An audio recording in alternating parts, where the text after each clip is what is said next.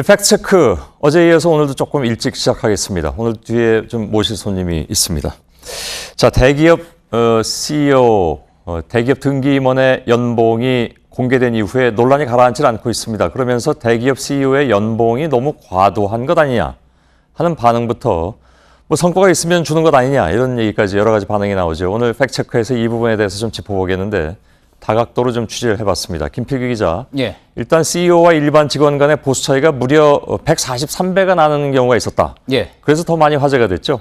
예, 그렇습니다. 예. 그 주인공이 이제 이 화면에 보시고 계시는 삼성전자 신종균 사장이었는데요. 예. 지난해 이제 146억 원을 받아서요. 직원들 평균에 143배 많았다. 이 사실에 먼저 한번 놀랐고요. 예. 또 삼성전자 직원의 평균 연봉이 1억 원이 넘는다는 것에 또 많은 사람들이 두 번 놀랐던 것 같습니다. 예. 자, 그런데 이거는 좀 특별한 케이스, 가장 많은 케이스였던 거고요. 그제 이제 보수가 공개된 삼성그룹 등기 임원들의 평균으로 보면은요, 34배였습니다.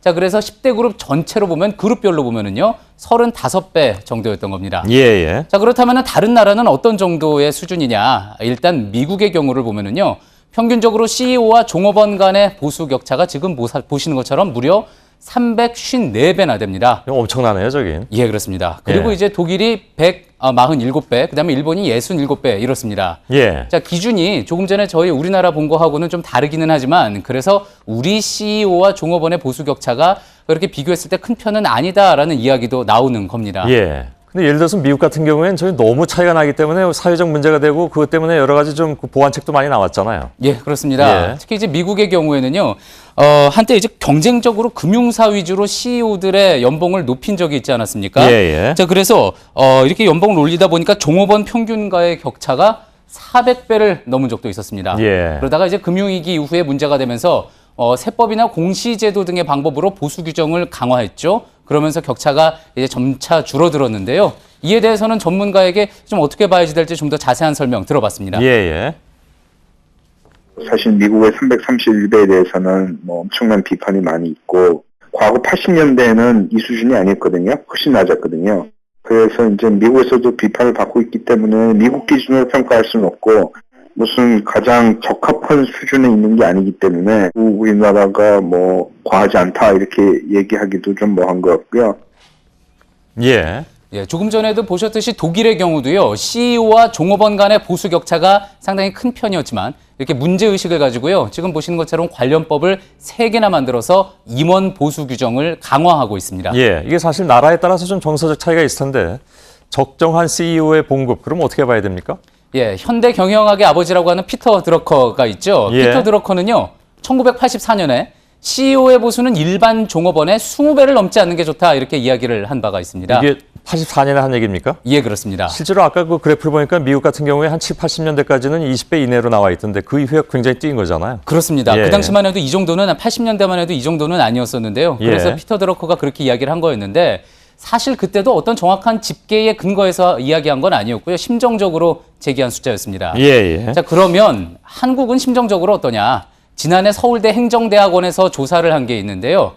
말단 직원과 CEO의 연봉 격차 어느 정도가 적당하냐 물었더니 12배라고 결과가 나왔습니다. 예. 자, 그런데 이번 공시된 대기업들의 최대 연봉 격차 보시면은요. 지금 보시는 것처럼 모두 12배 훌쩍 뛰어넘습니다. 그러네요. 자, 그러니까 이걸 보는 우리 직장인들의 박탈감은 크겠구나 이렇게 짐작을 해볼 수가 있는 아까 겁니다. 그 피터 드러커가 얘기한 것이 한 20배 정도가 적정하다. 예. 우리나라 여론조사는 12배가 적정하다. 글쎄, 그것도 좀 차이가 나긴 합니다만은.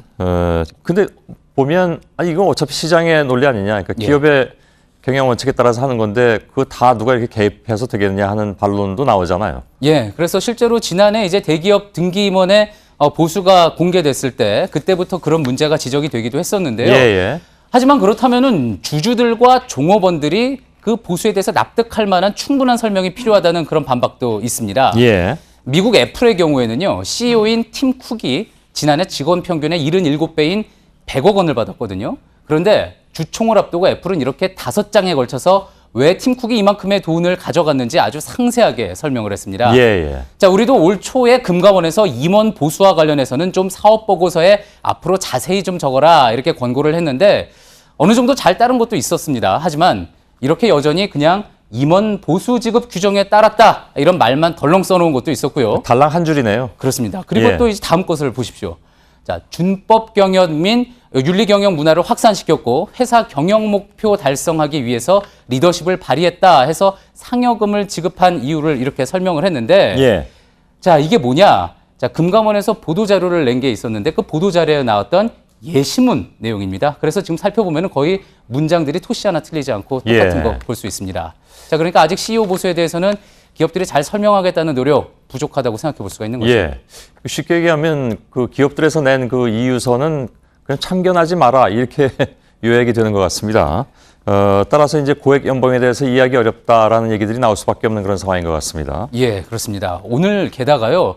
또 이 지난해 경영 실패나 업황이 좋지 않아서 대규모 적자를 냈는데도 고액 보수를 챙겨간 CEO급 경영진이 119명이나 된다는 조사 결과가 나와서 예. 더 논란이 됐습니다. 앞서 소개해드렸던 피터 드러커가 이 몇 번이나 강조를 한 게 있는데요. 직원들에 비해서 CEO에게 과도한 연봉을 주는 것에 대해서 심각한 재앙이다. 도덕적으로 용서할 수 없다. 이렇게 이야기를 하면서요. 예. 또 기업 성공의 핵심 요소인 팀워크를 깰 수 있다. 이렇게 지적을 했습니다. 예. CEO의 보수요. 이 기업이 결정할 일이겠지만 지켜보는 직원과 또 주주들의 시선 역시 중요하다는 이 경영학 대가의 경고 흘려들으면 안 될 것 같습니다. 예, 알겠습니다. 오늘 팩트체크 김필기 기자와 함께했습니다. 수고했습니다.